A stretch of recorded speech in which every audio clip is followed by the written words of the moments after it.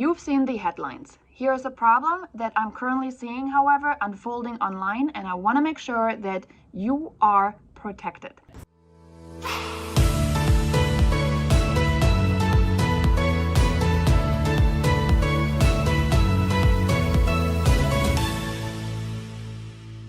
First and foremost, yes, I am talking about the NAR settlement.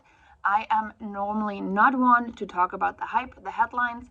However, what I'm seeing is actually starting to interfere with agents trying to focus, trying to keep, eyes on the price, essentially. We have a lot of people trying to capitalize on that fear. You're starting to see agents offering up guides, cheat sheets, resources as it relates to the NAR settlement. I want to be straight up honest. If anybody is offering you any of these resources online, run, okay? When you have these issues that so many of us do not have answers to yet are being offered up, you're just putting yourself in the line of fire, okay? Not only is it a waste of your productive time, it is also not going to be a solution because you are state specific and you also have certain rules for your brokerage or your board. So when you see this being offered, please don't engage. Also, do not engage in any of these conversations about the commission. Yes, you have an opinion and that's totally fine. Just don't put it in writing, right? Real estate 101. If you have somebody in your office you feel like you want to have a discussion with, that's great. Discussions online, believe it or not, Facebook groups, for example, are not private.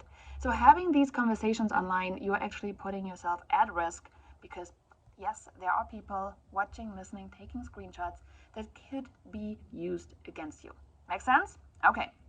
Now that we got that out of the way, what should you do instead? Because I know it's scary and I know it's uncertain, right? First up, it's just making sure you know the facts, which oftentimes is conversations with your broker, your board, and your state entities as it relates to real estate, right?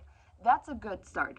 Second up, focusing on the solution to what we believe is the problem, right? Now, when you look at what is the solution, what's the problem, I want to see if I can actually find the graphic. We've been working with our members on really crafting what we call a value proposition. So what's a value proposition? Well, think about it. If you go to a listing appointment, what are you going to tell the seller? Well, Mr. Seller, I'm going to do what? Put a sign in the yard, right? Put it in the MLS, and I'm going to pray it will sell. That's not what you do anymore. But that used to be the standard, right, service that was offered to sellers. Now, fast forward to the modern times, and we have what? We have so much more that we do. We have, personally, I use an educational seller box, right? We call them shock and awe packages. We got professional photos. We got drone photography, floor plans, pre-listing inspection, free staging. Like, you do so much stuff, right? Facebook ads, direct mail, live video tours, and I'm reading all of those because there's a lot.